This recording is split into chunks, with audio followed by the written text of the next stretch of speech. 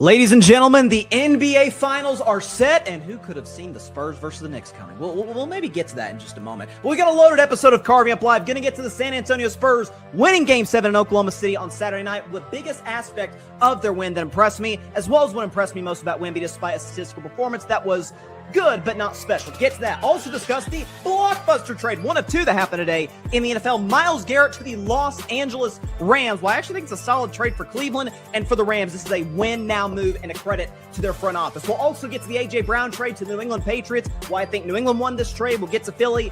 Shai Gilgeous-Alexander played well in Game 7. Chet Holmgren, a disaster in Game 7 for Oklahoma City, where the Thunder need to go moving forward and why we need to reset our expectations on them as a franchise. And at the end of today's show, NBA Finals 2026 prediction. The Knicks, the Spurs. We'll predict that at the end of today's episode of Carving Up Live.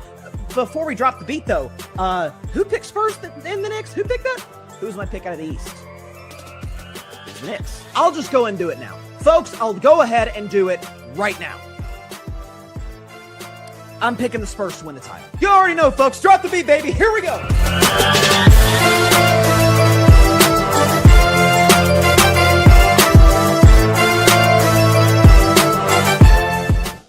I mean, who could have seen this coming, ladies and gentlemen? Good evening, everybody. Welcome to Carving It Up Live right here on YouTube, as well as on Facebook, Twitch, X, and on Instagram. I am Bryson Carver, and it is beautiful. Beautiful, I tell you, to be with you today. I'm feeling good about myself. I ain't gonna lie. Back in February, I said, you know what? I like what I'm seeing from the Spurs. They're going on a winning streak. Wemby's an unreal, never-before-seen talent. I love their young guys they've got behind them.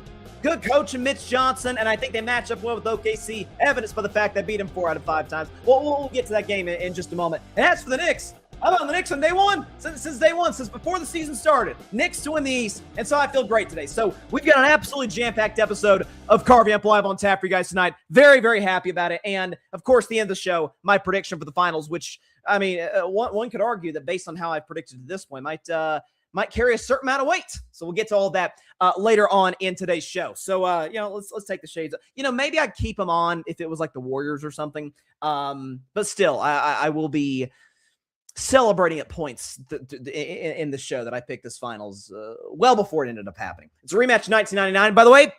So let's get into Game 7. But first, San Antonio, your Spurs are going to the finals for the first time since 2014, which was the year that you won your most recent championship. And, we can show what Wemby did because I predicted before Game 7 that, Wemby hadn't had back-to-back amazing games all playoffs long. And my mindset was, okay, A, it's Game 7. There's the energy that comes with that. B, he's got an opportunity to knock out not just the Thunder, but his nemesis, Chet Holmgren, who we'll get to later on the show. And also, too, the Spurs have been very judicious about managing Wemby's minutes, as we talked about. And the fact they only had to play 28 minutes in Game 6, it's like, oh, he's going to be fresh for Game 7. Here we go. And Wemby last night, we could show you his numbers. Like he was good. He was good. 22 points, 7 rebounds. He only had 1 block, which is 2 below his regular season average. Remember, he had a 12-block game against Minnesota in the previous round. 7 of 15 for the field, 3 of 5 from downtown, 5 of 7 from the free throw line. So Wemby was good. Wemby was solid. What I was absolutely, and I said this after Game 6, and I wondered, okay, we know the rule with the playoffs is that the stars always show up. Doesn't matter the venue, the stars, by and large, they show up. You know what you're going to get from them. What about the role guys? As Shaquille O'Neal calls them, what about the others? What about Dylan Harper? What about Devin Vassell, who had done, not Vassell, I'm sorry. What's my man's name? Not Devin Vassell. Vassell played pretty well in the series. Check the box. Keldon Johnson, who had been a no-show in this series, hit some massive three-pointers in the fourth quarter of this game. Again, Dylan Harper, Stephon Castle, De'Aaron Fox. I thought De'Aaron Fox, OKC late first half makes kind of a big push. The Spurs were up by as many as 14. I think they were up like 27-13 early in the game. It's like, oh my gosh, are they going to run with this? OKC, they're a great team. They make their run. Jared McCain hits shots. Shai hits some shots.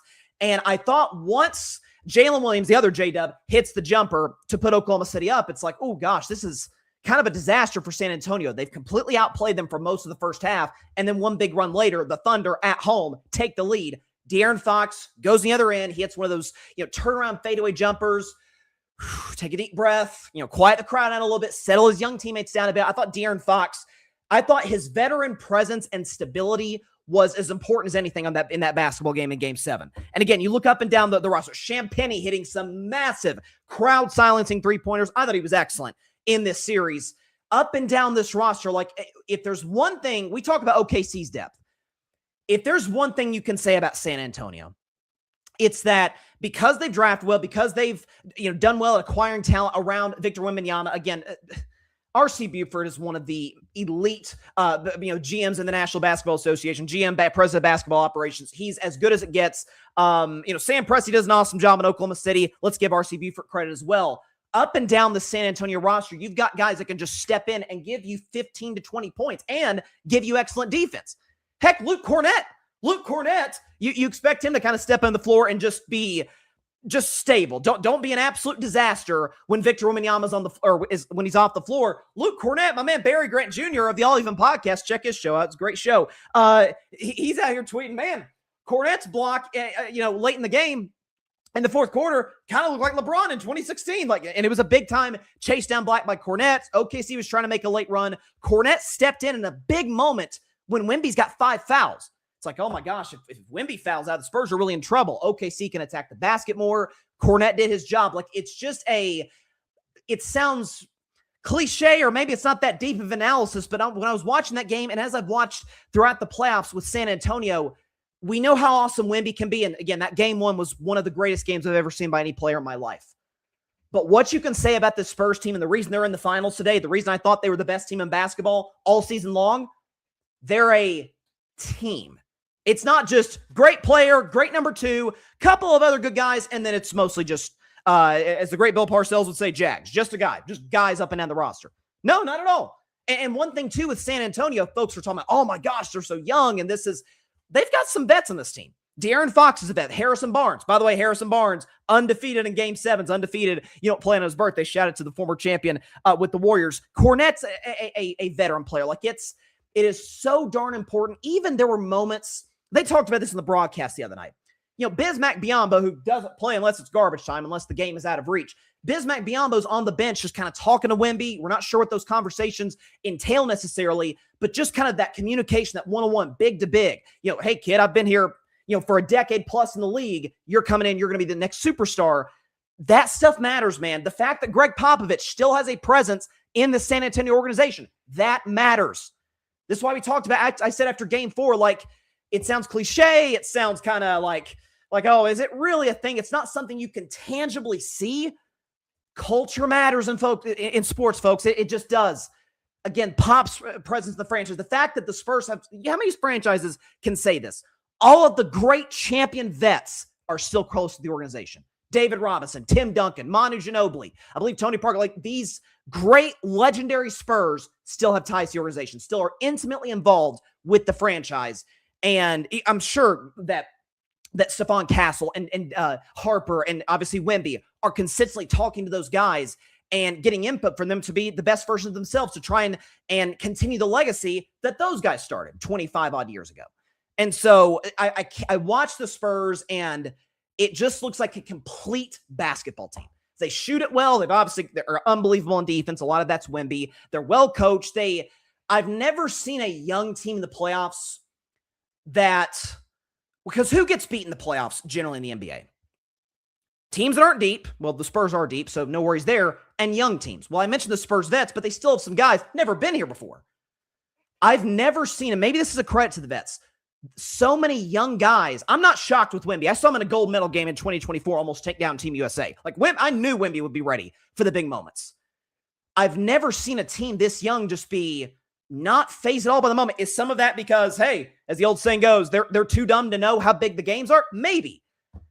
And if San Antonio goes on to win the championship, now no one can ever tell you again, hey, you can't get it done in the playoffs.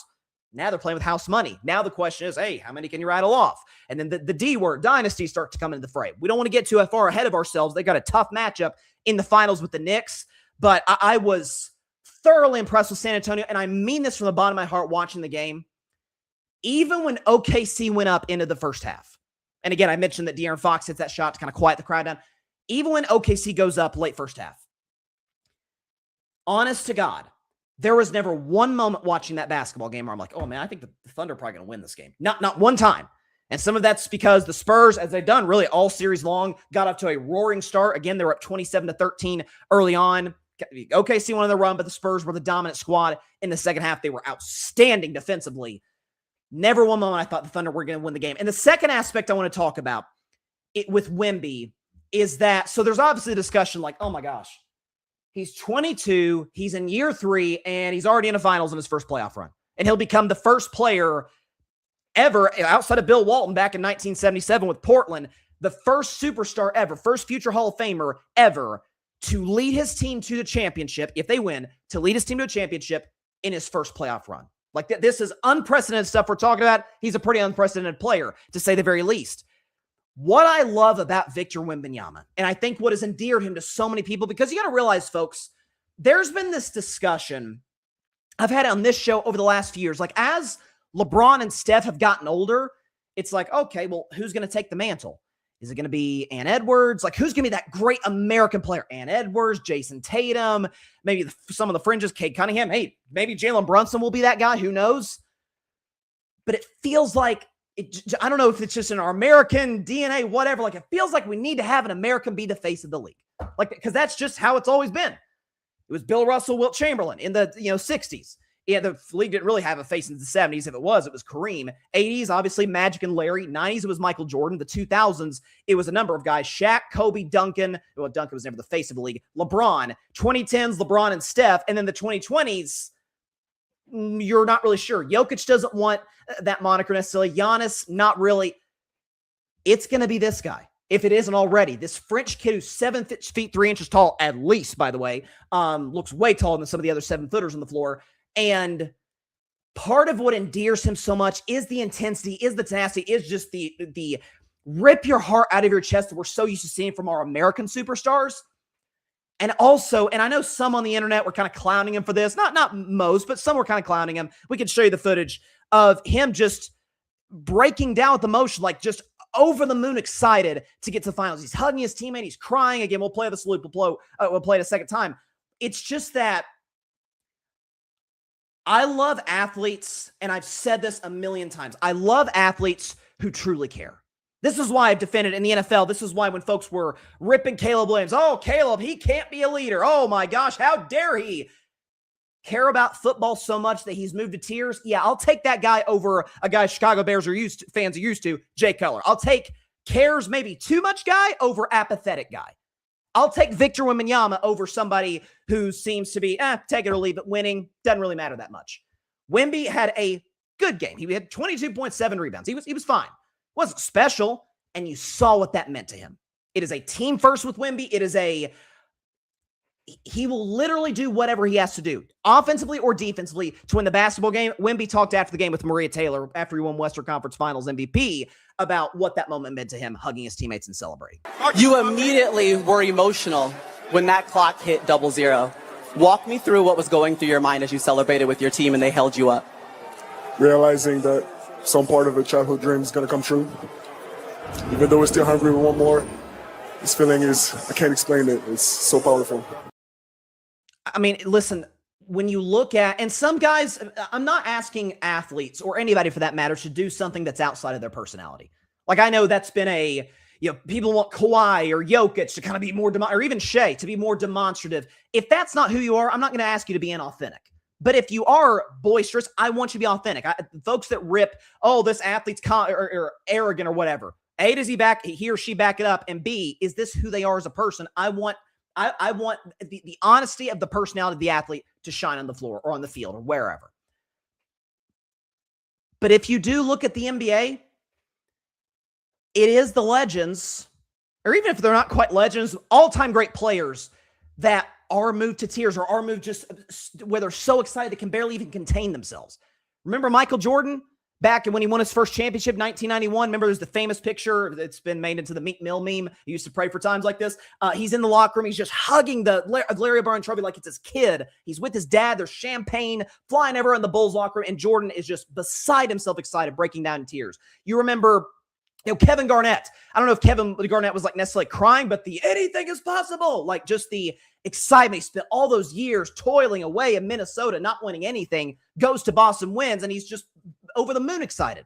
Talk about LeBron James, 2016, wins the championship with Cleveland. There's the Cleveland, this is for you. And he's just, as soon as that final buzzer sounds in game 7, just breaks down in tears, is literally on his knees on the floor crying. Giannis in 2021 literally sits down at a courtside seat and just balls. Steph Curry, when he finally not broke through, but won a championship post KD. And it was like, it meant everything to Steph. You saw the emotions from him. That's what you saw from Wemby. And he hasn't won a championship. Give me the guy who, quote unquote, maybe cares too much or whatever.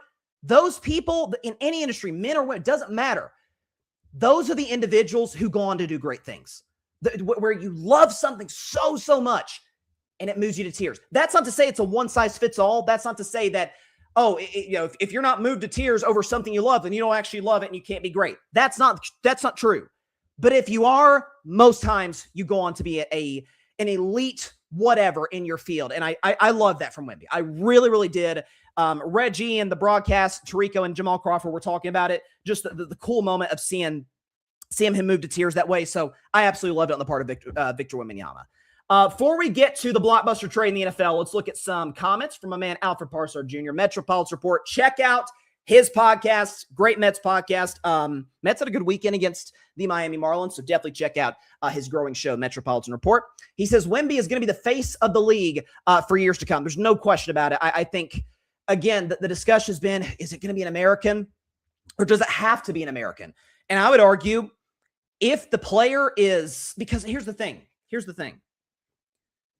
We live in such the world is more connected than it's ever been in the history of civilization because the internet, social media, the advancements of technology. Because we are outside of the Toronto Raptors, this is a American league, certainly a North American league, the NBA, the best basketball league in the world. The face of the league, to me, has to be somebody that embraces the responsibilities that come with that on the court, off the court, all those things, the intensity of trying to win championships, because that's all the face of the league. Like, they've been champions multiple times over. I think with Wemby, you can just look at somebody like Shohei Ohtani in Major League Baseball. He's the face of baseball. He's captivating. We've never seen anything quite like Shohei. We've never seen anything like Wemby. So I think there's that sort of star quality. They literally call Wemby the alien, like it's literally on his Nike logo. There's a star quality. There's a, what am I even watching? This doesn't even make sense. I've never seen anybody like this. And then there's also the just dogged competitiveness that comes with what he does that I think endears him to a lot of people. And it's what endears me. I absolutely love watching him. Alfred says the first time that the NBA Finals is a rematch of the NBA Cup. Now, granted, the NBA Cup has only been around for 3 years, but yes, that's been a big discussion over the last few years is like, this NBA Cup, the in-season tournament, whatever you want to call it, it doesn't matter. Here's the thing, man. These two teams squared off NBA Cup. The Knicks actually won that game. And remember the Knicks got like crushed for wanting to raise a banner at Madison Square Garden. Like, this doesn't matter. Look at the players. We've had 3 NBA Cup champions. Lakers did it in 2023. Bucks did it in 24. And the Knicks did it last year. Look at I don't want to say the emotions like they were crying or something. This was Patrick Beverley after winning a play-in game. But just look at those guys and just the excitement. Like, this is a legit celebration. You saw what it meant to these guys. The competitive spirit comes through. It's more basketball games that matter. That's why I'm completely in favor of the NBA Cup and have been since its inception. But I love it. I absolutely love it. So that's dope. He says, Alfred says, if a player in any sport isn't emotional in the sport he plays over wins and losses, he doesn't care about the game. I don't necessarily agree with that in the sense that, we saw Nikola Jokic after 2021 and 22. Giannis is crying. Steph is crying. 2023. Jokic, job is done and we can go home now. Like, it was deadpan. Like, not that it didn't matter to Jokic, but like he gets more excited about his horses winning a race in Serbia than he did winning a championship 3 years ago. Some people, that's just not who they are. And that's okay. But to Alfred's next comment, which I completely agree with, there is no shame in crying after winning a title in any sport or even a rivalry game. Could not agree more. This idea that it's like some false sense of you're not like, it's like an emasculating act to cry like that to me just goes back to a much deeper conversation that we don't have time to get into. That's complete nonsense. And then Alfred also says, yeah, there you go. 100%. The entire 2004 Red Sox team cried after they broke the World Series drought. That's what you like to see. The show of emotion completes the moment. It's like the cherry on top of the sundae. 100% agree with Alfred. Again, please check out his podcast, The Metropolitan Report. He does a An absolutely phenomenal job. Okay. So, didn't think, I'll be honest, I thought there was a very high probability that the fact that it's June 1st, we were going to be doing an A.J. Brown topic because that's been, coming down the tracks for months now. We'll get to that in about 25 minutes. We got to talk about the trade that it didn't come out of nowhere because Mary Kay Cabot, who does an awesome job, had been speculating that the Browns have been listening to offers for their superstar player, Myles Garrett. Adam Schefter was on, I saw him on McAfee today, and he said, teams are calling, teams are inquiring. There's a chance that this could happen. It was about how quickly it came to be. Ladies and gentlemen, Myles Garrett has been traded to the Los Angeles Rams. We can show you the trade details. Pretty simple. Myles Garrett's going to the LA Rams. The Browns get an absolute haul. They get Jared Verse, who's an excellent young pass rusher. If anyone's watched the show for any length of time, you guys know how I feel about Jared Verse. I think he's excellent. They get a first-round pick from next year, second-round pick from 2028, and a third-round pick from 2029. So 3 high-value picks and an excellent pass rusher is the ability to be maybe a potential superstar. Tons of upside in Jared Verse. I'll get to the Browns piece of it in about 5-6 minutes or whenever. We have to talk about the Rams first because this is the big storyline. So, first of all, let's just I don't, not that I have to state, hey, Myles Garrett, pretty good at football. Just from a historical context, this is why you're hearing people say today, yeah, if he retired today, he'd be a first ballot Hall of Famer. Guys with the most consecutive 12-plus sack seasons, Myles Garrett's first all time. In 6 seasons, he has 12 or more sacks in each of them. Lawrence Taylor, Micah Parsons are tied for second. 5 consecutive seasons with at least 12 sacks. You've got that. You've got the component Myles Garrett is coming into the league, by far the best edge rusher in the National Football League. First in sacks, first in tackles for losses, first in Defensive Player of the Year awards among edge rushers, first in first team All-Pro selections, second to TJ Watt in Pro Bowl selections. And also, if you want to talk about last year, his chase to get to Strahan's record, which he broke, folks were like, Strahan needed less games to do it. Myles Garrett did it in way less snaps or pass attempts by quarterbacks. So in order to get to 21 sacks. So unbelievable season a year ago, and did so. Part of what's been so amazing about Myles Garrett is he's doing this on a terrible football team by and large during his career. So if you're a bad football team, unless you just blow a lot of leads, in the fourth quarter, 7-8 minutes to go, other teams are running the football. Like, they're not just trying to stop the clock, throw it a ton. If they are, it's going to be a bunch of screen passes, so get the ball to your hands quick. Needless to say, the Browns have not been in a lot of close football games throughout Myles Garrett's career, and he's still putting up the numbers that he has put up. And so I've compared him so many times to Reggie White. I don't think he's as great as Reggie White, certainly in his respective era, but Reggie White, and I wasn't even alive to watch him play, but I've seen the highlights. I've watched what this guy did, the Minister of Defense. Reggie White made, not just in college at Tennessee, but in the NFL with the Eagles and the Packers, Reggie White made great tackles look like amateurs, look like just dudes out there who got paid who got a one-day game check while he's out here just wreaking havoc, making opposing quarterbacks' lives hell out here. That's what Myles Garrett can do. I remember distinctly when they make Myles Garrett's Hall of Fame tape one day, one of the plays that I want them to show is where he's up over center. I think it's against the Cincinnati Bengals. This is like 2 or 3 years ago.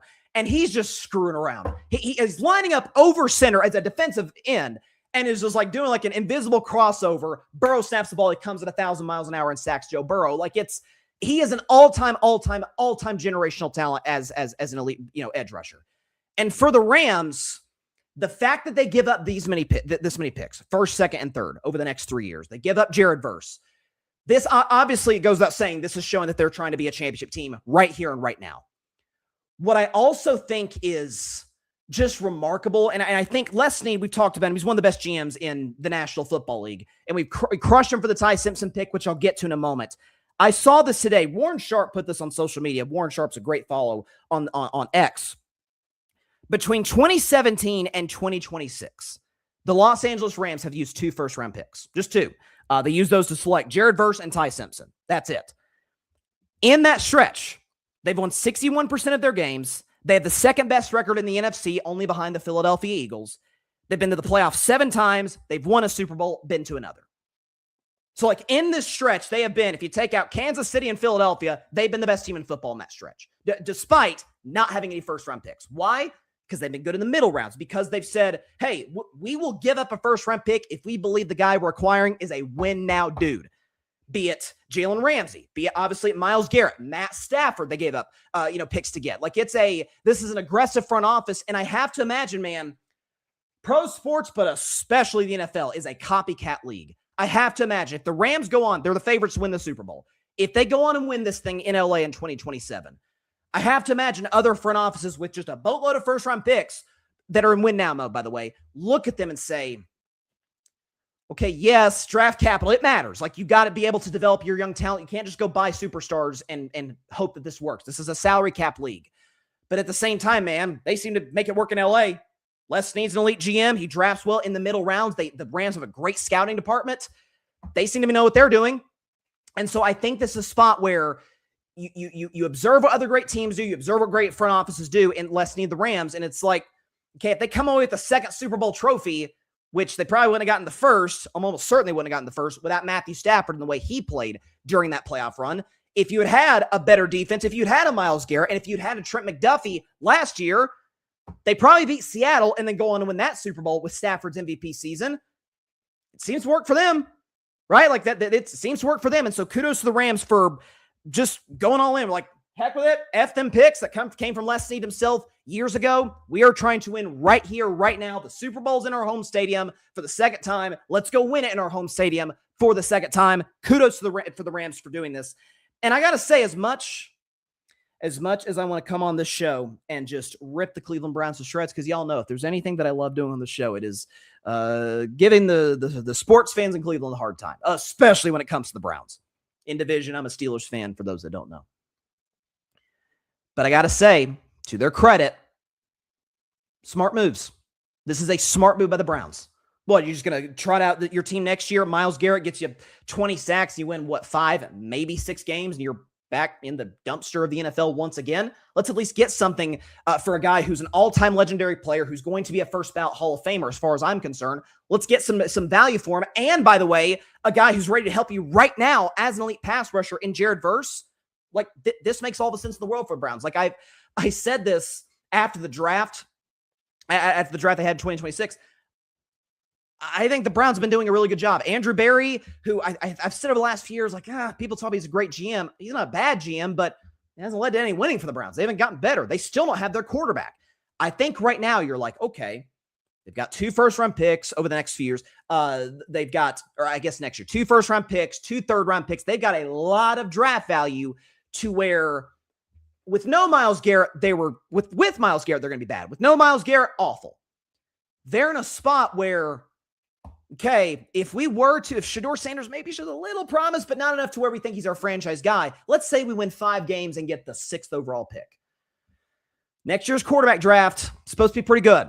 You got Dante Moore, you got Arch Manning, you got a number of other guys potentially. If Lenore Sellers can bounce back, I'm still a believer in him. It's an excellent quarterback class in 2027. And if we miss out on those guys, we're just going to keep being the Cleveland Browns and being mediocre to awful. We can use that draft capital to trade up and get the guy we want. Now, there's a very, very good chance if a team that needs a quarterback has the 1st overall pick and there's a belief that Arch or Dante Moore or somebody else, there's always one guy that kind of shows up and shocks us. That was Fernando Mendoza last year. If somebody shows up, shocks us, and the number 1 team has the draft selection and they love that guy, then it doesn't matter how much draft capital they'll give up. They're still going to keep that quarterback because they believe in him. If that's not the case, at the very worst, the Browns could trade up to 2. Or best case scenario, if you're a Browns fan, and I know no fan wants to root for their team to lose, but take it from a Steelers fan who's been stuck in purgatory the team's been stuck in purgatory for a decade. Sometimes it's okay to bottom out a little bit and get some draft picks and get some high-end players that you can develop into being superstars. Now, with no Myles Garrett, those chances for Cleveland just went way up. Maybe you won't have to give up any picks and get the 1st, 2nd, or 3rd overall pick, and then you get whoever you want, and you retain your draft assets. And so I think this is I hate to say this, it's a good day to be a Browns fan. This is a good day to be a Browns fan. It's not that you don't respect or admire what Myles Garrett did for your organization over the course of the last 9 years. He was one of the greatest Cleveland Browns of all time, certainly in the Super Bowl era.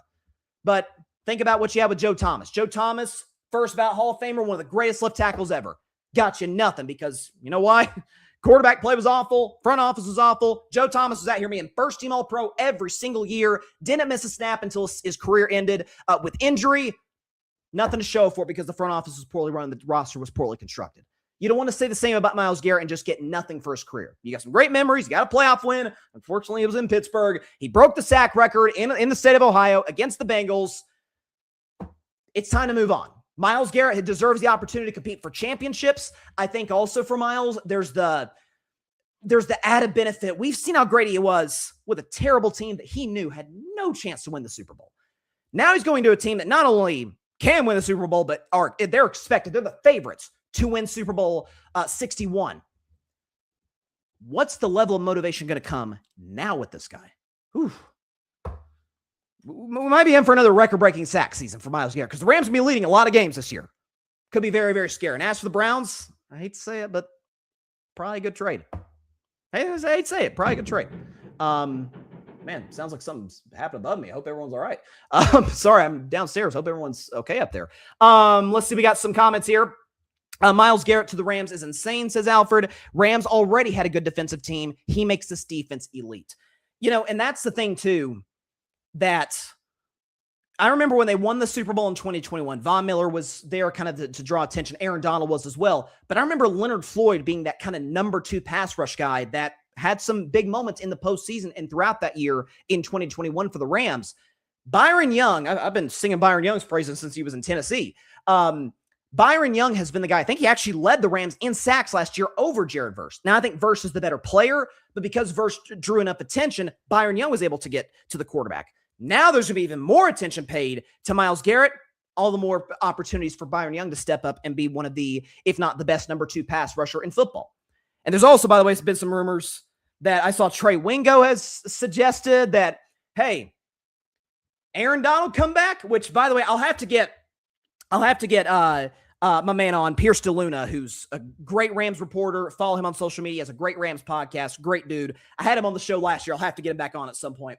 I suggested to him last year, hey, is there any chance Aaron Donald might come out of retirement right before the playoffs the way that Eric Weddle did before the Rams title run in 2021? Now that he didn't, but those rumors, those speculations are just getting noisier and noisier.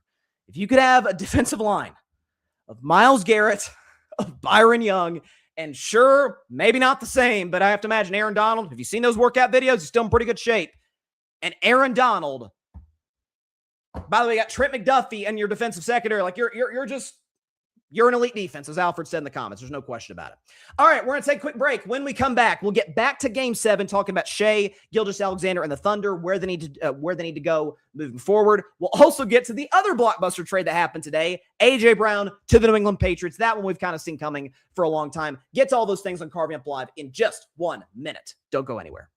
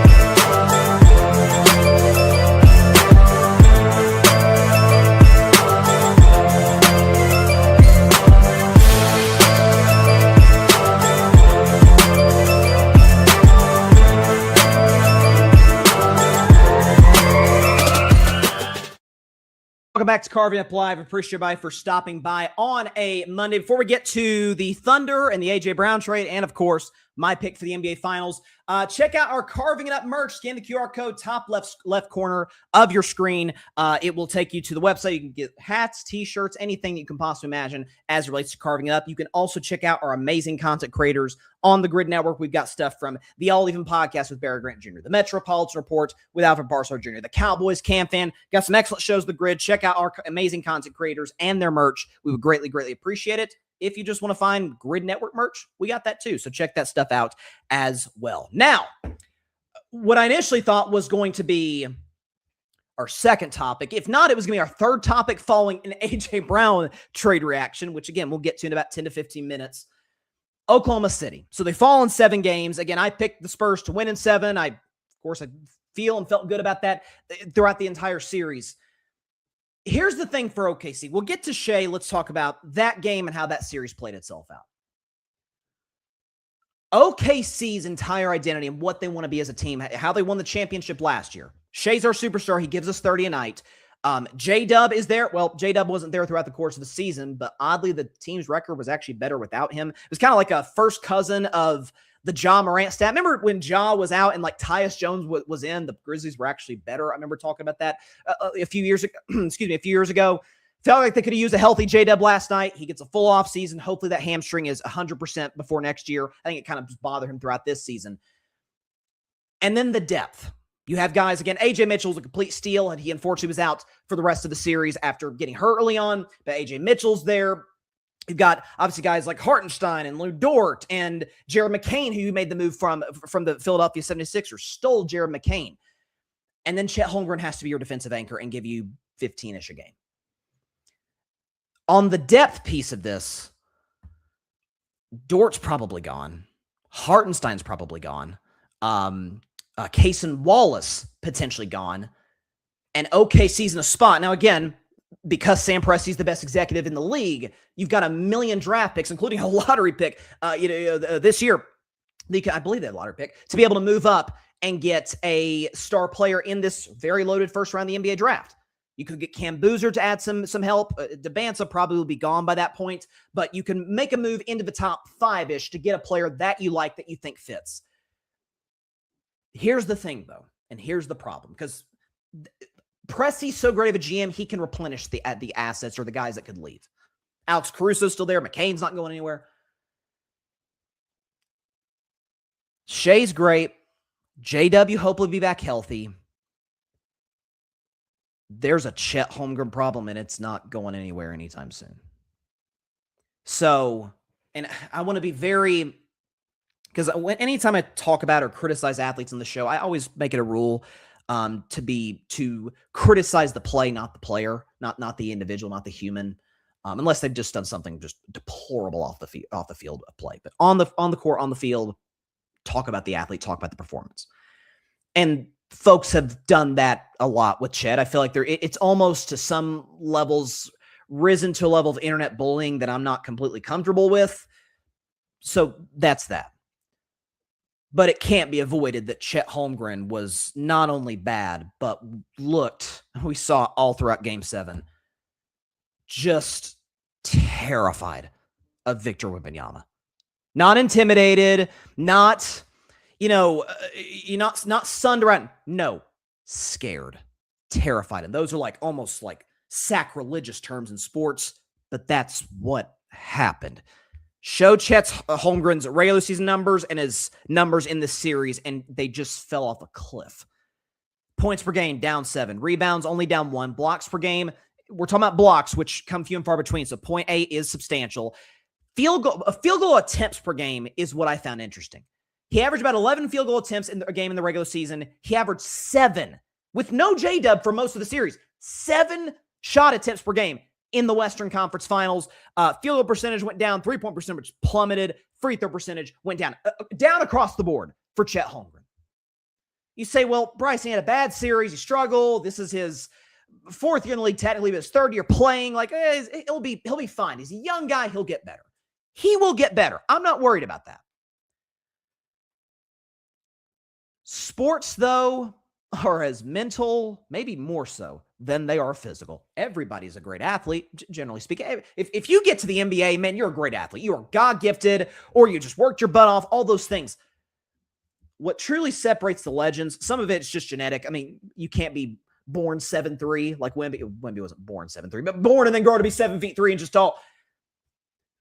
But Michael Jordan, there's been a bunch of 6'6" guards. And LeBron James, there's been a bunch of athletic wings. Steph Curry, there have been other great shooters. It's this. It's the God-given abilities, don't get me wrong, but it's this. And it's the even when facing the most difficult challenges, and no one's asking Chet to be those guys. That would be unfair. But it's just that ability to tap into something that we can't see, we can't explain. It's called the it factor. Those guys have it. It sounds cliche. We can't quantify it with using analytics. Sometimes we can't even see it with our eyeballs, but they've got it. In that game 7, and Chet has been darn near abused by Wemby all series. He had the big block in game 1 at the end of regulation. That's been his only major moment in the series.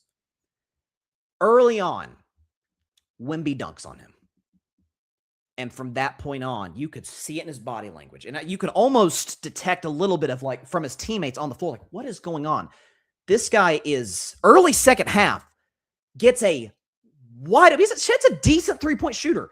Gets a wide open three-point shot in the left wing. And he hesitates and then passes it last second to, I think it was Jalen Williams in the left corner. It's whoa. Wemby wasn't even in the area like this.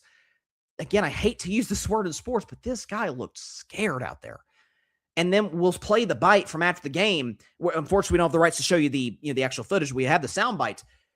Just looked kind of stunned and shocked after all of this happened. Chet Holmgren after the game. Did you feel at any point that you almost went out of your way to not make it about you and him, almost to a degree you hadn't before? At the end of the day, it's always about us trying to win the basketball game. Us as a collective, the Thunder team trying to win the basketball game. And that's what it's always going to be. Folks, he looked shook.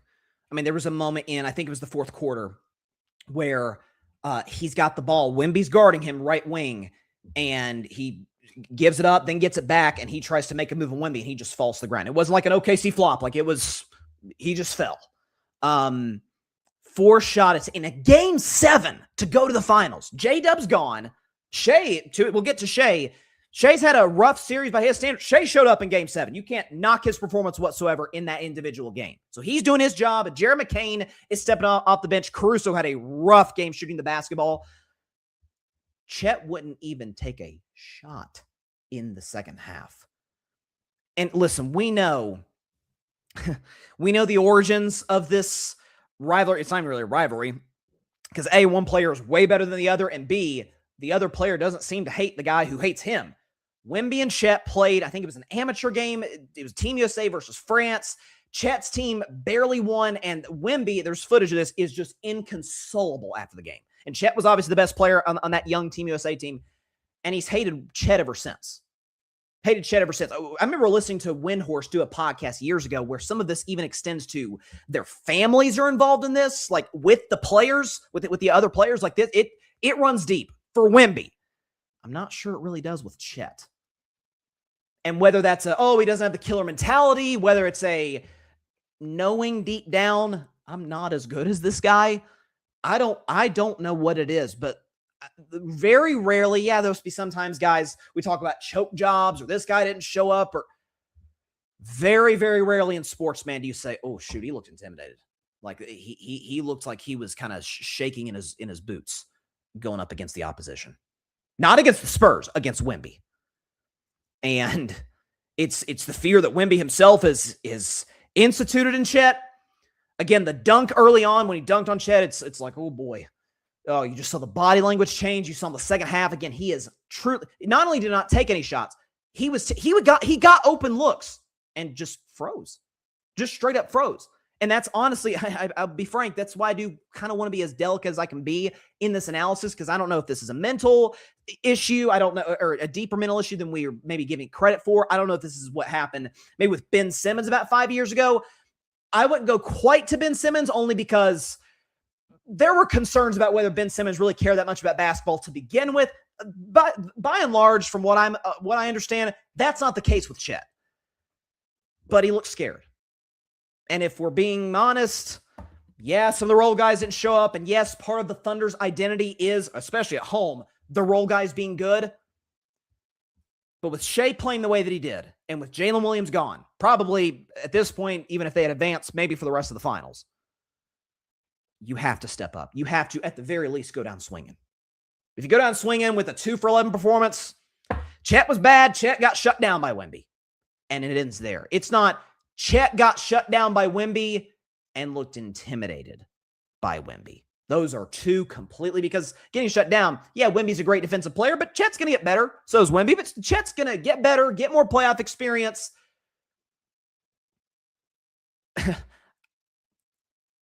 I think the Thunder need to see Mark Dagnall, Sam Presti, need to see kind of, or especially really early in this offseason, because draft is in a few weeks, kind of where Chet is at mentally. And if they, it sounds harsh, but unfortunately, professional sports can be a harsh business sometimes. If they recognize, like, oh gosh, he looks, I'm not sure if we can trust him long-term to build a championship core around. We can trust Shea, J-Dub, we hope he's healthy. We don't know if we can trust Chet mentally. I think you make a move. There's been some suggesting, oh, maybe they go out and get Giannis. Sam Presti, part of the reason they have so many draft picks in Oklahoma City is because Sam Presti is like the last guy in the world who would make like a panic trade. Like he's the opposite of what they've done in Milwaukee the last few years. He's not going to do that. Sam Presti, his mindset will be, okay, we won the championship last year. For 3 straight years, we've had the best record in the West, and we lost to a Spurs team in Game 7 at home by 8 points. And J-Dub was nowhere near healthy all season long, but especially in the Western Conference Finals. That's how he'll look at it. I'm not even saying that's the wrong way to look at it. He's obviously great at his job. OKC will make moves this offseason, if for no other reason, because of some of the guys they'll lose. Probably Dort, Hartenstein, Case and Wallace. I have to imagine, though, that if they are to convince a bad team to move up into the top 5 of the draft, that Chet Holmgren's name doesn't come up. I'm not so sure that doesn't happen. And so it's really unfortunate. Honest to God, I felt kind of bad for the guy, but he looked scared by Wemby, or scared of Wemby. Like that's what we saw on the floor. As bad as the stats are, the game was even worse. And then for SGA. So I got a lot of flack on social media over the weekend because I said something that I think is just as obvious as the earth being round, although even that seems to be controversial these days. Shea's great. Shea is not as great at his peak as Steph Curry was at his. I don't see how in any universe that's controversial. And one of the examples I gave for that is that Shea, for as great of a scorer as he is, and we updated this graphic, Shea in Game 7. Let's show what Shea did in Game 7, then we'll move on from there, because Shea was great. He showed up. 35 points, 9 assists, 4 rebounds, 3 steals. He was efficient, 12 of 21, 2 of 5 from 3, 9 of 11 from the line. So Shea did his job. The problem was Chet. The problem was the bench was bad. But is the fact you saw the 11 free throw attempts, and he wasn't flopping outside of a couple of possessions. Even the flopping wasn't really a problem, really the last 2 games of the series. But that Shea's ability to score the basketball consistently is really, really reliant on whether he can get to the line. I mean, we could show you that graphic if we've got. Is this it? Here it is. This postseason, if Shea shoots 8 or fewer free throws, he averages 21 a game on 41% shooting. If he shoots more than 8 free throws, that goes all the way up 11 points, goes all the way up to 32 a game and up 9% to 50% shooting. Steph is the same guy. Just scored. Obviously, if you get to the free throw line, you're going to score more points. Steph averages only 7 more points on more than 8 free throw attempts with the exact, it actually slightly goes down, but by and large, the exact same efficiency, 45%. So Steph's scoring is not reliant on the whistle. Shea's kind of has been. At least this postseason, it indisputably was. For OKC, we've gotten to a little bit of and it's not really an OKC discourse thing. It's more of how we've discussed the champions in recent years. Go back to 2021. Bucks win the finals. Giannis has an all-time performance, the 50 points in Game 6 to close the series out. And there was this general, I don't want to say it was a complete agreement, but I think folks felt like, oh, they're going to get another one. Like Giannis is going to go on more deep playoff runs. They've won 1 playoff series since that, and Giannis probably won't be a Buck next month. Then you go to the Warriors in 2022, and this hurts because I'm a diehard Warriors fan. They win the title in 2022. It's like, oh, man, We know Steph's great. Clay's going to get better post Achilles injury, and Draymond's there, and you've got all these young, talented guys, none of which panned out. Like the Warriors bombed on those draft picks, to say the very least. Warriors have won 2 playoff series since that moment. 2023 Denver Nuggets. Jokic, oh my God, best player in the world. And at that time, I think he was. Jamal Murray's this great clutch playoff performer. Aaron Gordon and Michael Porter Jr. You got Bruce Brown and KCP in this bench and Michael Malone. And then you look at Denver today. Go to an NBA Finals. They haven't been to a Western Conference Finals since that moment. They just got popped in round 1 this year by a beat-up Timberwolves team. Jokic is still great, but is more and more defensive liability. Jamal Murray has taken a step back in the playoffs. Aaron Gordon can't stay healthy, and Michael Porter Jr. is gone, and so is Michael Malone. I remember distinctly, day after the Nuggets won the championship, I was on the show saying, hey, let's slow down the dynasty stuff. That was a legitimate discussion. Boston 2 years ago. Oh my gosh. They won a championship without Jason Tatum even playing that well in the finals. And Jaylen Brown's great, and Mazzulla, who I think has gotten better as a coach to his credit, and you've got Porzingis and Horford and Drew Holiday, and you look 2 years later, the Celtics still have a bright future in terms of hopefully they can win championships, but is Jaylen Brown going to be on the team next year? I don't know. That's certainly not a 100% yes. The depth, not what it was a couple of years ago. So Boston's in a bit of a weird spot. And now last year, OKC goes on to win a championship, had to play 2 Game 7s to get there, but they won the title. And this year at points, early on, it's like, oh my gosh, this team's unbeatable. There was a point where folks thought they were going to break the Warriors' 73-9 record. And at points during this playoffs, they start 8-0, and they're inevitable until they're not. Until they run into a team that beat them 5 times in the regular season and 8 out of 12 times total.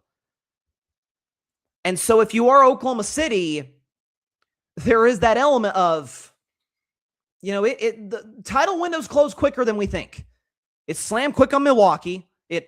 I'm not sure how open it really was for the Warriors as much as it was Steph just carrying that team to a 2022 title. It slammed quickly for Denver. It hasn't slammed for Boston, but it certainly narrowed. And for OKC, it's still open. I mean, they're going to be a Western Conference contender next year. No question about it. Let's not overreact here.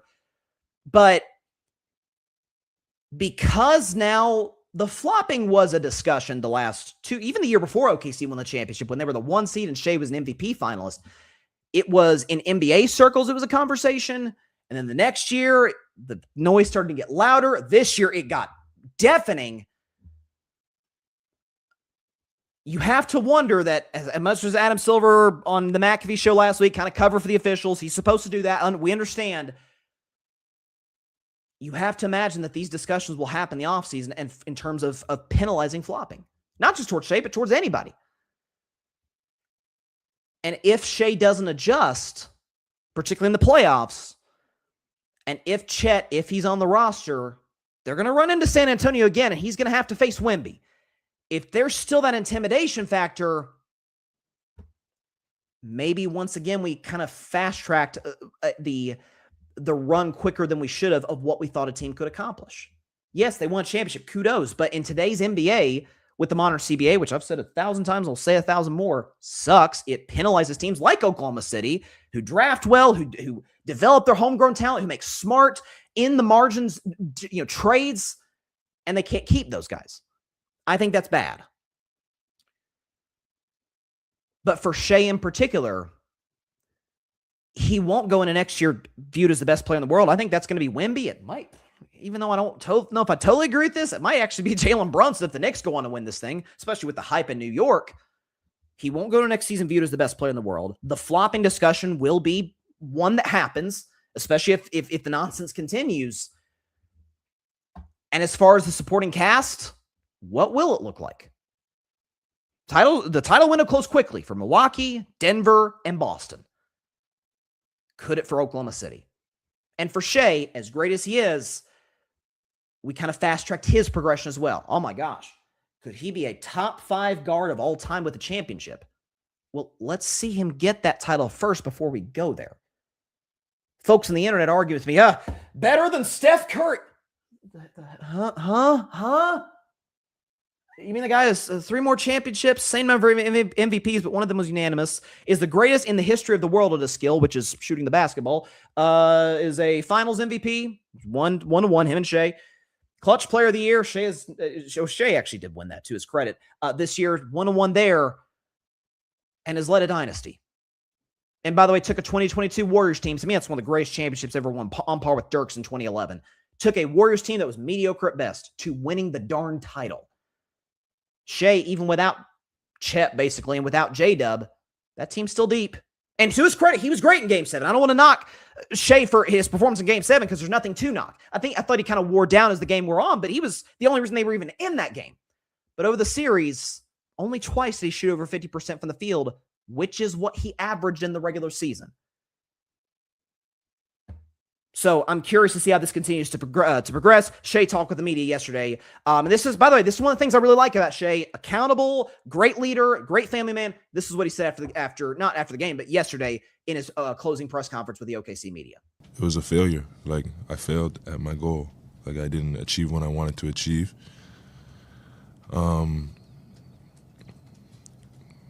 But through my experiences, I learned the most about myself, and I make the like greatest amount of increases I have in my career when I fail at my goal and don't get what I want. And I look at this no different. Like, I didn't get where I wanted to go this season. There's a reason for that. Now I have to look at that reason and try to make sure it never happens again. Can't do anything but respect that answer. Like, I've said that. Folks think I hate Shea. I really don't. I hate the flopping. I hate the flopping. I think he's an excellent leader. I think, folks, even I have said, like, yeah, there's some Harden-esque qualities where he is kind of reliant on the whistle, but Harden's, I've said for years, the most notorious choke artist in NBA history, sports history. Shea's nowhere near that. A, he's got a championship, and B, we've seen him. We saw him in Game 7 the other night, step up and do everything he could for his team to win that game. They just didn't have enough. San Antonio was just better.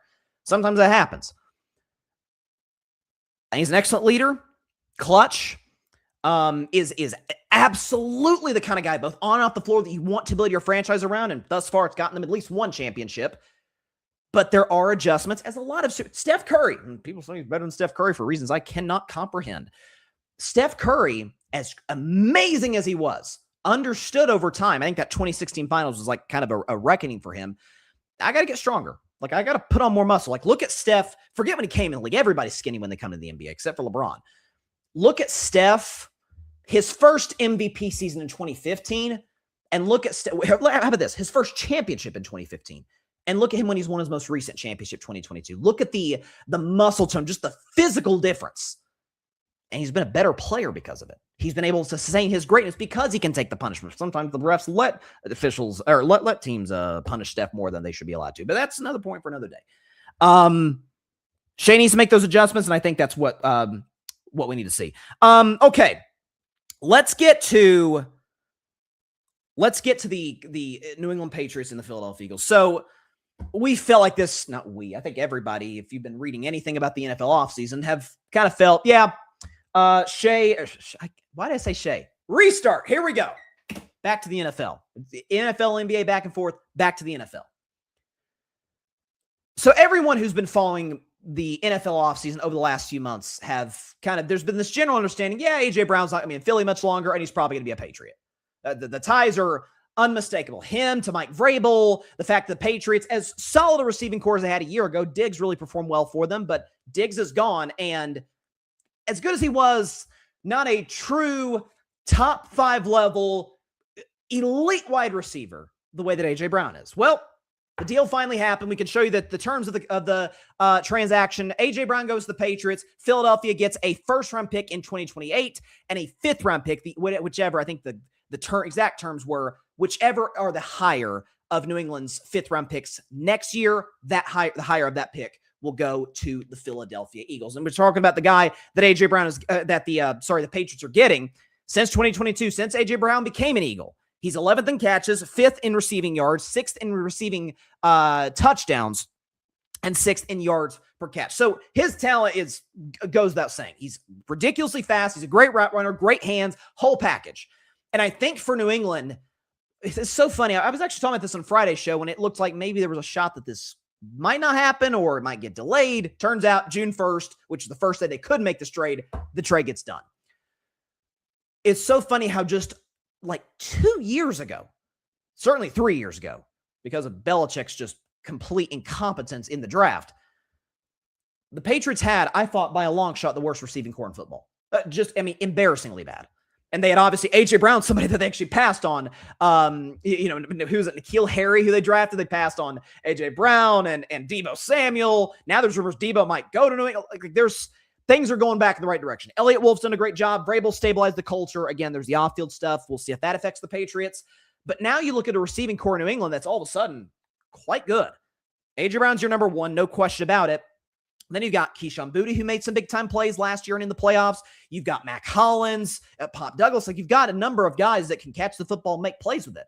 And that's, folks, that's what smart organizations are supposed to do. When you've got a young, high-upside quarterback, and Drake May was second for MVP last year.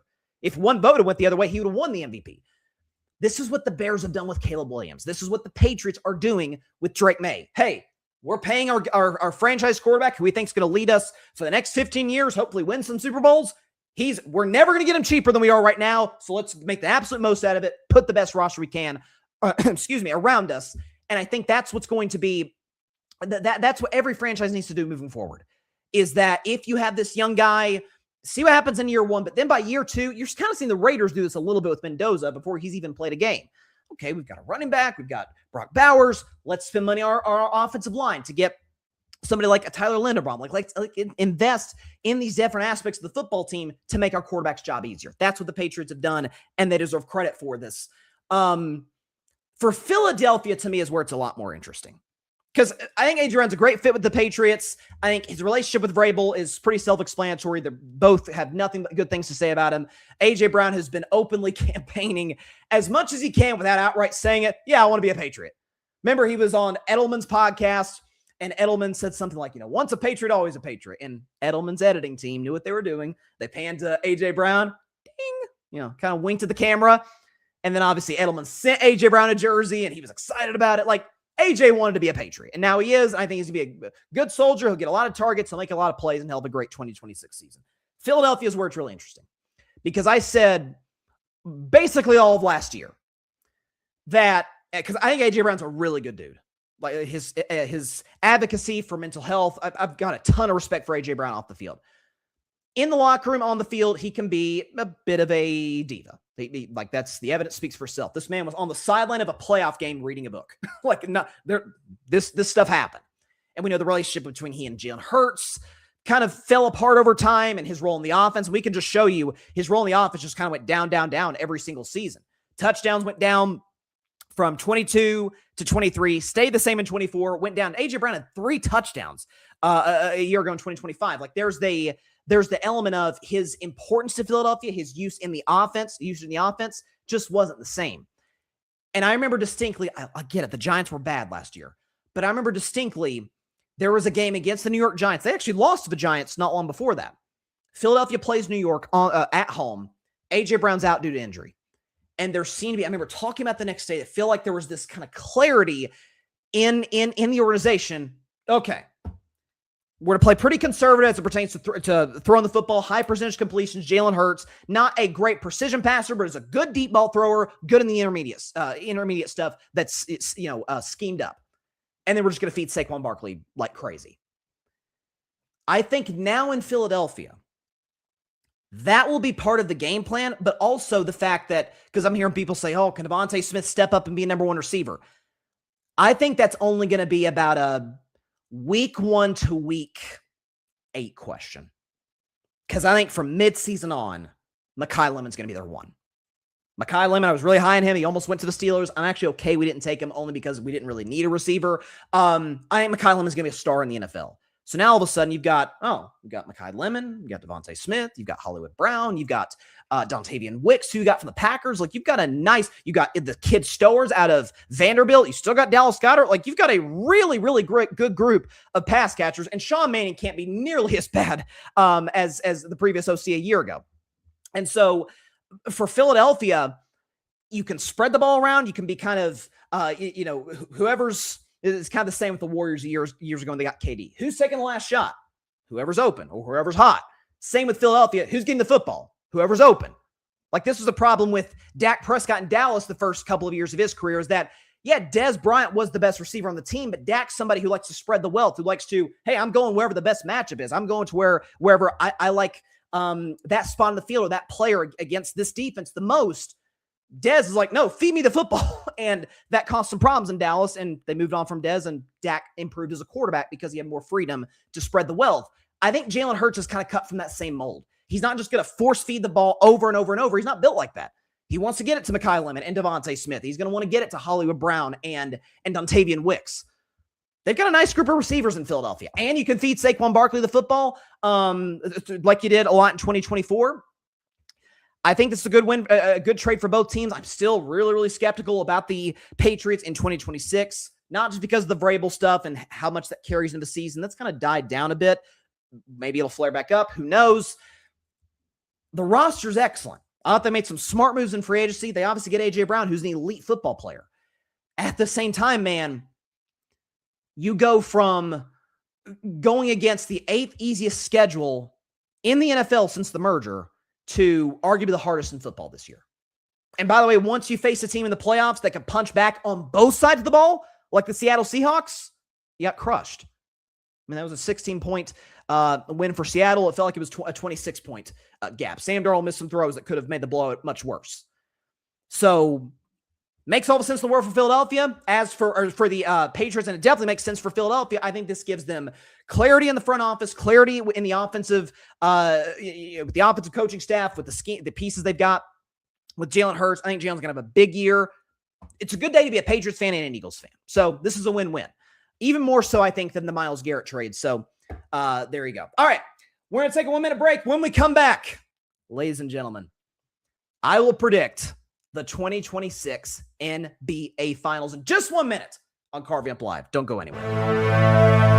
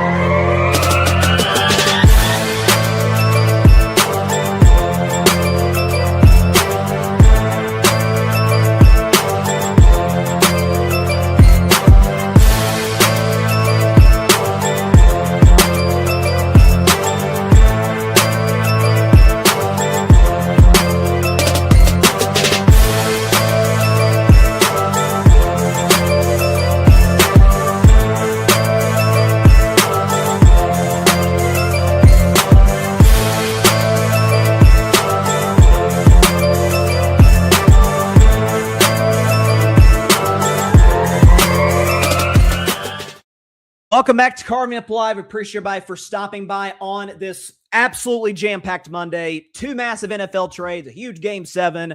Meanwhile, the New York Knicks are just sitting back. Well, everyone except for, I guess, Mitch Robinson, who's trying to get that pinky better. But all the Knicks and their fans are sitting back, just wait until they can fly to either San Antonio or OKC. They're obviously now going to San Antonio. So let's just get right into it. I picked this back in February. I've been on the New York Knicks from day one. Go back and check our NBA prediction show back on, it was actually the 6-year anniversary of this podcast, October 21st of last year. I said, Knicks are the best team in the East. They're the best roster. They got a massive upgrading coach at Mike Brown. They're going to win the East. Stuck to that all year, and they rolled through the East even more so than I or anybody would imagine, to historic levels. And in the West, I picked the Warriors before the season started. The season fell apart due to injuries to Jimmy and Steph, and I'm like, okay, that's not going to happen. Who's going to do it? And as good as Oklahoma City was, I saw a team in San Antonio with a legendary, once-in-a-generation type of player in Victor Wembanyama that beat Oklahoma City 4 out of 5 times. I thought the Spurs were the obvious choice to win the West. I thought there'd be a battle, that it would go 7 games. It did. Spurs come out victorious. So I've been on this finals matchup 4 months. But who do I have winning it? That is an entirely different conversation. Let's get the background music going. Predict the 2026 NBA Finals. So, as previously mentioned, out of the Eastern Conference, you got the New York Knicks, who took out the Atlanta Hawks in 6 games in the first round and then swept the next 2 rounds against the Sixers and against the Cleveland Cavaliers. For the San Antonio Spurs, gentlemen swept Portland in round 1. beat the Timberwolves in 6 games of the second round, and obviously just got done with a 7-game war with the defending champion Oklahoma City Thunder. So that's what we've got. It's a rematch, I should say, of the 1999 NBA Finals, and also a rematch of the NBA Cup. People out here acting like that doesn't matter, or that the NBA Cup is just kind of gimmicky. Well, the teams that got there in that game, they're the last team standing, so maybe there's something to go off of as it relates to how the rest of the season played out. So as for the Knicks, we've showed this graphic multiple times, but they are playing historically great basketball. We could show you the numbers. In their 11-game winning streak, that's the 3rd longest in playoff history.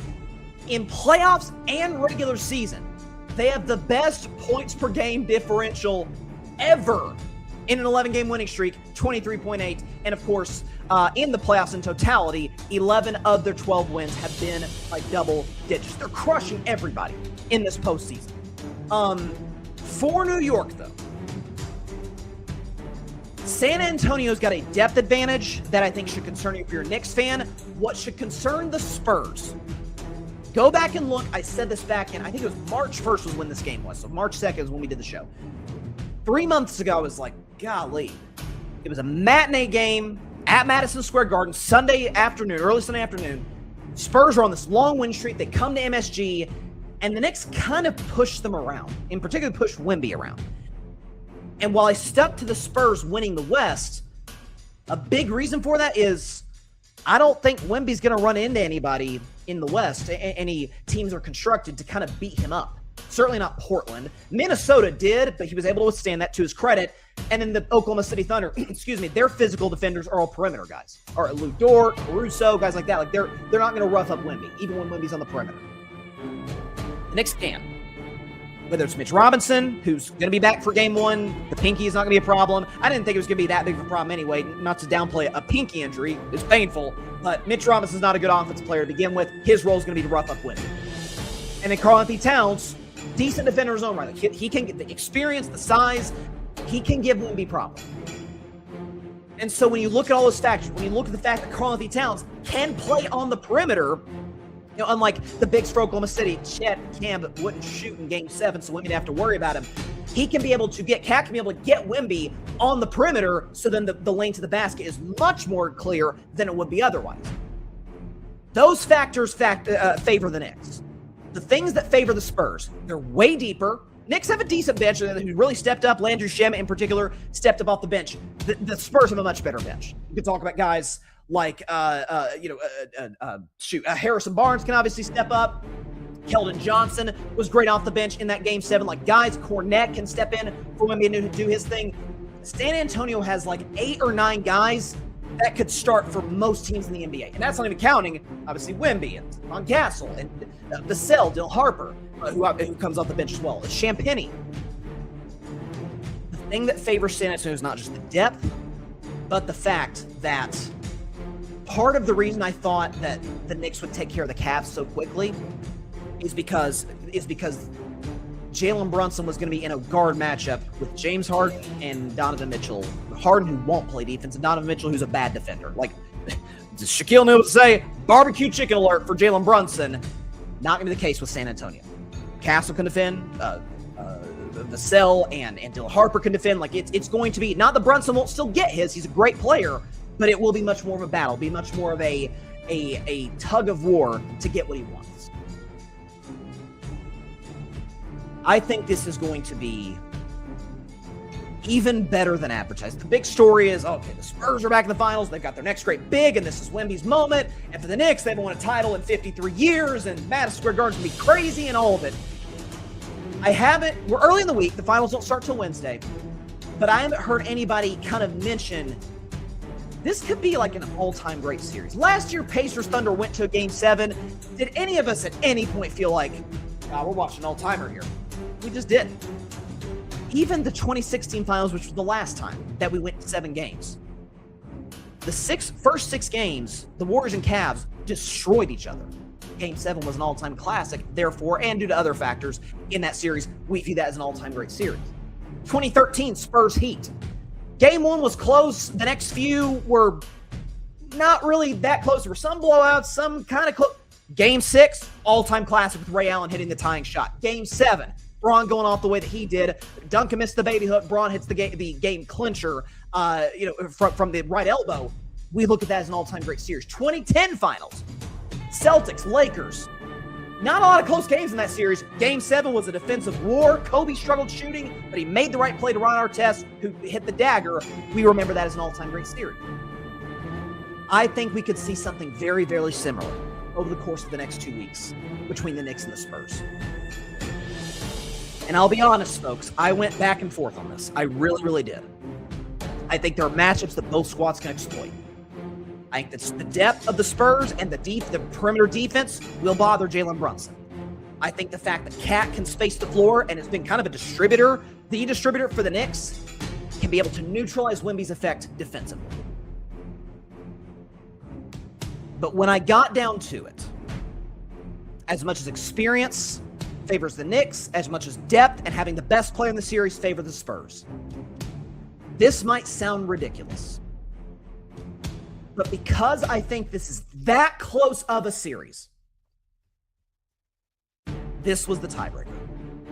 I'm picking the Spurs to win the title. I alluded to it last week. I'm in on the San Antonio Spurs winning the title in 2026. So I said that back in February. I'm sticking to it in an all-time classic NBA Finals. The San Antonio Spurs beat the New York Knicks. It goes the distance. It goes to a 7th and decisive game. And Victor Wembanyama, in his first ever postseason run, wins Finals MVP after winning Western Conference Finals MVP, after winning Defensive Player of the Year, and is crowned by Finals end as the best player in basketball. He steals the title from Jokic. Listen, I think it's going to be a deep series, a tough series. I will go ahead and predict on the front end how each game goes. Not that necessarily how it plays out, just who wins. Because our next show is going to be on Thursday, so this is going to come after Game 1. We've already got the graphic for Thursday. I've got the Spurs winning a close Game 1. I think they make kind of a late rally, come back on the Knicks. I do like New York to cover.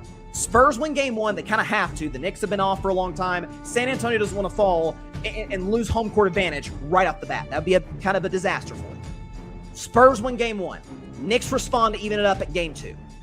The Spurs win Game 3 in Madison Square Garden. The Knicks then win the next 2 games. Game 4 at MSG, Game 5 in San Antonio. Spurs are on the ropes. Spurs win Game 6, and then they win Game 7 at home. They come back from a 3-2 deficit and win this series. It'll be devastating for those amazing fans at MSG. You want to talk about a place that's going to be absolutely rocking for the NBA Finals. Madison Square Garden's that way for Game 1 of the first round. Game 3, 4, and 6 of the Finals, oh my gosh. If they have a chance to win a championship in Game 6,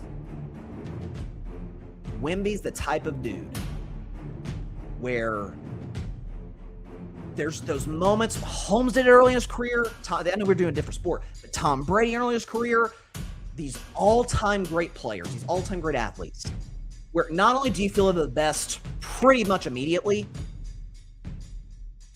but just that ability to rip the heart out of the opposition.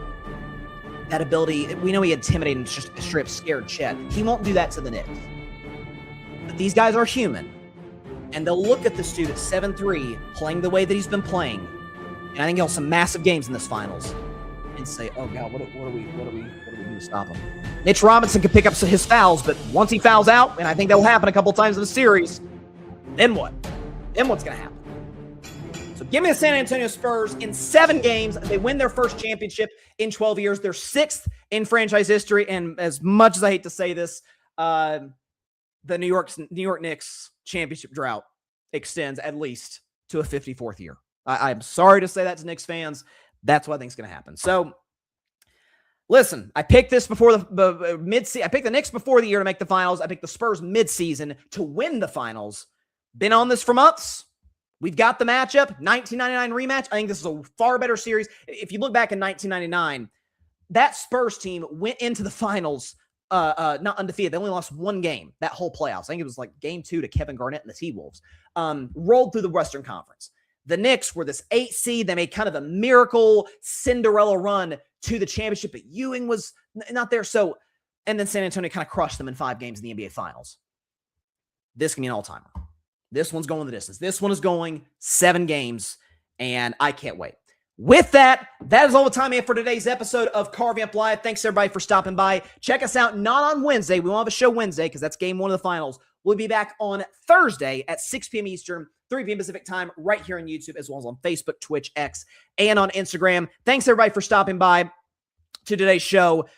Had a ton to talk about. We'll be posting plenty of clips from today's show on all the social media platforms that you see down below: Instagram, X, TikTok, and on YouTube. We greatly, greatly appreciate if you follow and subscribe to all of those platforms. Hope everybody's a great week. Here's to an amazing 7 games in the NBA Finals. God bless y'all. Peace out. Give me the Spurs, baby. Give me the Spurs. Thanks so much for watching the show on YouTube, and be sure to go click that big red subscribe button and check out the other clips and full shows from Carving It Up Live, as well as our other incredible content creators here on the Grid Network.